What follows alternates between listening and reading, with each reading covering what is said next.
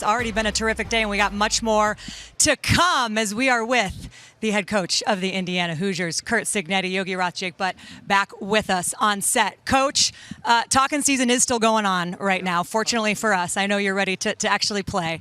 But just give us a feeling for what it's like to come back this year. Does it feel different after what you were able to build and prove in that 11-win season in the CFP appearance?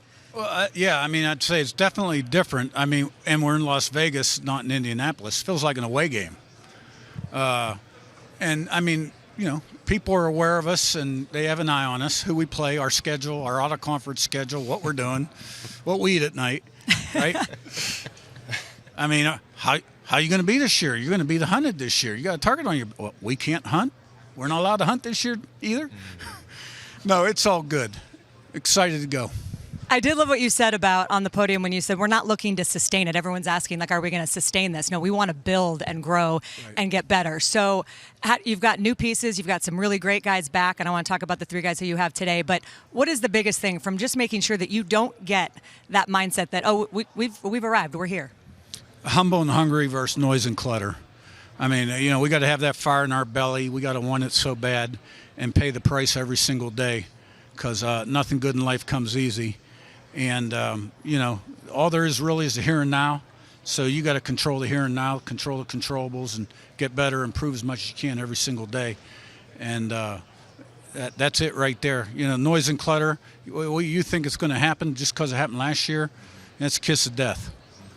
Yeah, it's good to approach and play the game of football with a chip on your shoulder. And you got a veteran locker room, veterans at all three levels on the defensive side of the ball, brought in veterans in the transfer portal across the offensive line at the quarterback position. How are they taking initiative? How are those veterans of the team taking initiative in the locker room to echo that message so the team plays with a chip on their shoulder?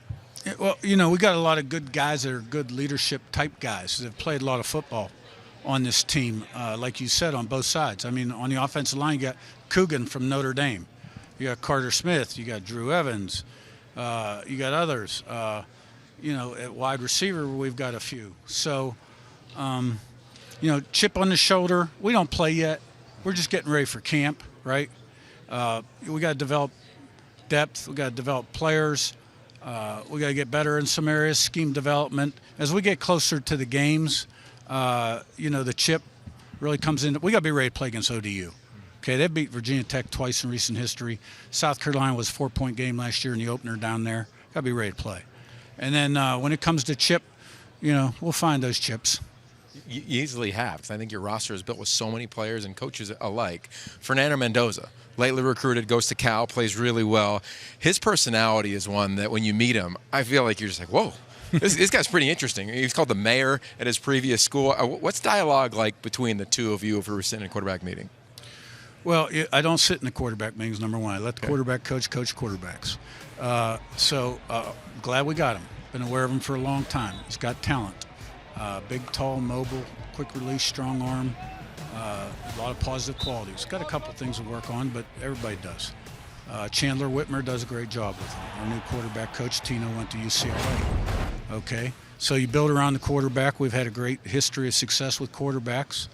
And he had his last 5 practices in spring ball I really liked a lot. Got a lot of confidence in him. Really excited to see, you know, what he puts out there this year. Him and the rest of the transfer portal class, even last year, like your ability to evaluate talent and hit on that talent has been a big piece of your team's success. I'm not asking you to reveal any secrets, but kind of what can you share with us about your portal philosophy and how you evaluate different guys?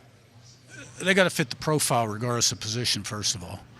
You know, are they a good guy, good habits, good team guy? And then toughness at every position, you know, regardless. And, you know, so after that, there's some position-specific things. But here's what I'll say. Last year's portal class was a little bigger. We knew those guys really, really well because they played for us at JMU, a lot of them. Okay? We're still learning about a lot of these guys. You know, we were with them in January, spring ball, and summer, and now fall camp.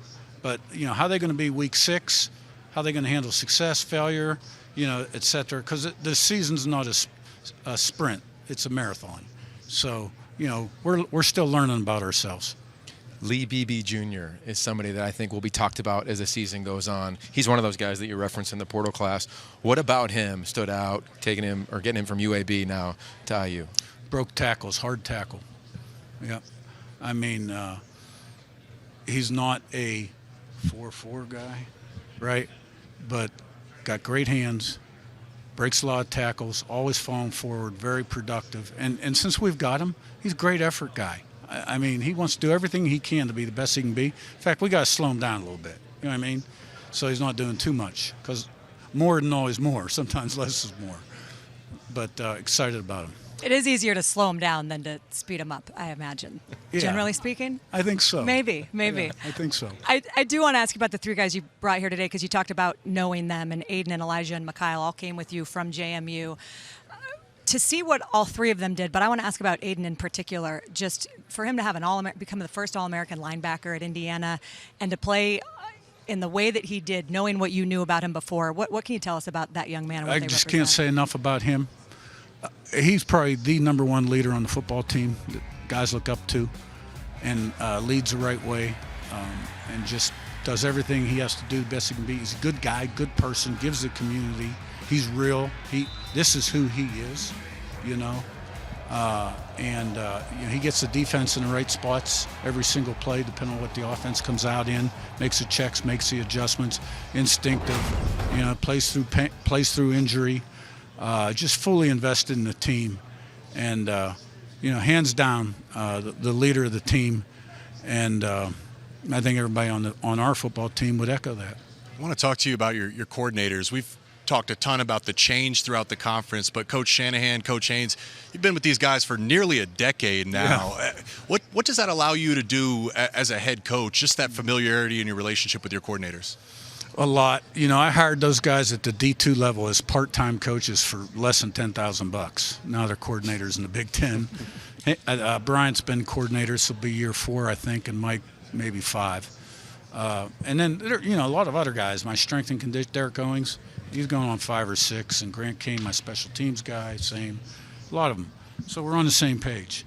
And, we have a way we do things, and everybody understands it. Doesn't mean we're not looking to improve our methods. But they know me. They know what to expect from me. I know them. I think we're very organized. We have good organizational discipline. We keep the main thing. And when we're done working, I want them out of there. I want to keep them fresh. And I'm a little different than a lot of coaches. I'm the same with the players. I'm a quick practice guy. I want them fresh, healthy, ready to go on Saturday. Coach, every time we've had one of your games, we talked about your late father, Hall of Fame coach. Yeah. I'd be curious, if you look back on the success you had last year, tremendous success, right. And then you look at this offseason and the additions we've referenced, what might he say to you in advance of this season that you could think back to those conversations? Well, I think at this point he'd probably just say, hey, you'll be all right. Yeah. I can tell you, early in my coaching career as a head coach, I got a lot tougher lessons from him. So, yeah, he was a great football coach, but a better man. How about your offensive line, Coach? Just trench play. I think you talked about this last year. The ability to control the trenches and dominate in the trenches. You returned some great guys. You mentioned you brought in Pat Coogan and then Bob Bostad leading that group. What's the ceiling for this offensive line unit this fall? Right, yeah. And, we had a lot of good moments. But, we didn't play real well against Ohio State and Notre Dame. Let's call it what it is. And we have good units, too. Yeah, we got to get better. Real good. Number 1, number 2 in the country on the road. Yep. I like to play those people at home, but it is what it is, and I give them all the credit. Don't get me wrong. And Bob Bostad's a great football coach. Been around a long time. He's a tough guy, great fundamental football coach, and he gets the most out of that unit. And I think we've added some nice pieces to that unit, some veterans that can play. We'll have more depth. We'll be better.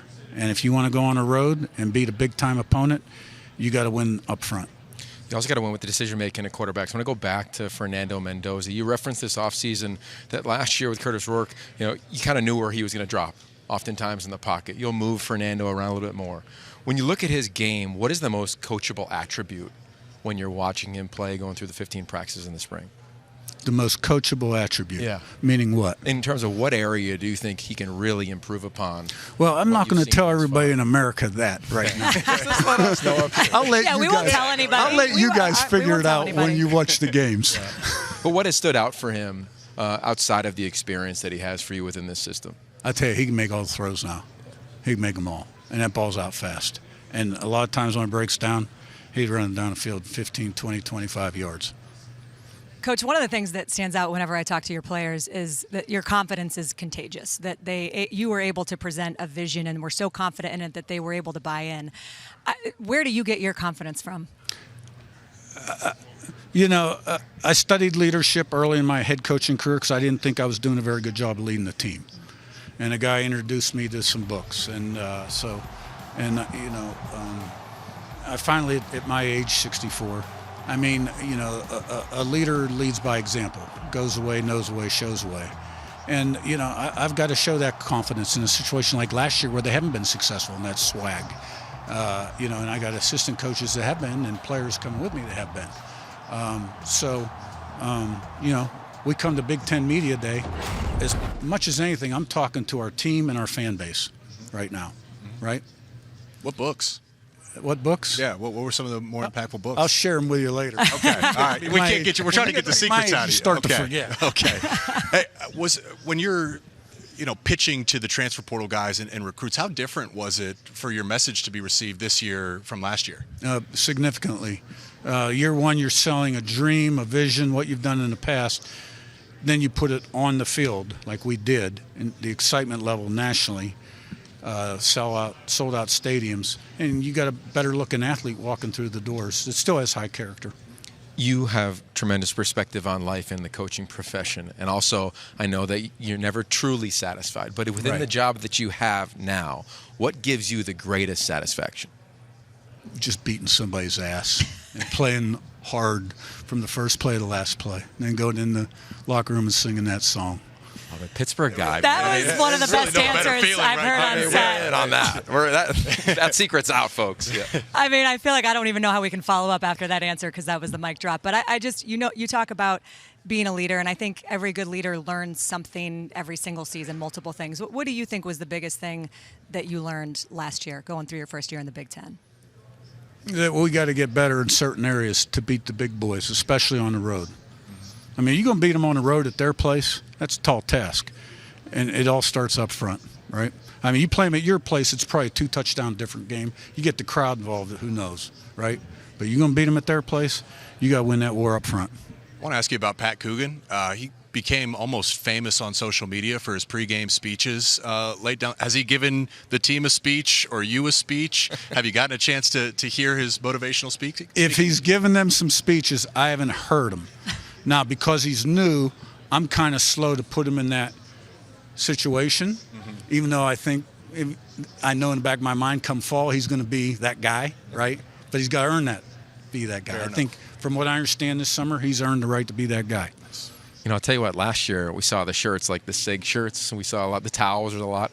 I think Beat That Blank might be the new shirt in Bloomington. I'd buy Coach, it. you just I said, like it. you know? Promote it. I would, Yeah, I'm into it. yeah, I'd I would, wear I that. would buy that. I would support that. I do have to ask you, how was the off season for the recliner? It's hanging in there. Oh, nice. Yeah. It didn't have to, no surgeries. Didn't have to take it away from it. Still there. Still looking at new furniture in there. But that thing is Steady. it's not Steady. moving. We love steady. The Steady. core. You know Yeah. what? There are no off days for that recliner. Curt Cignetti, it was great learning from you and chatting with you, and we wish you the best of luck. Looking Great to forward be to here. watching your Appreciate team you.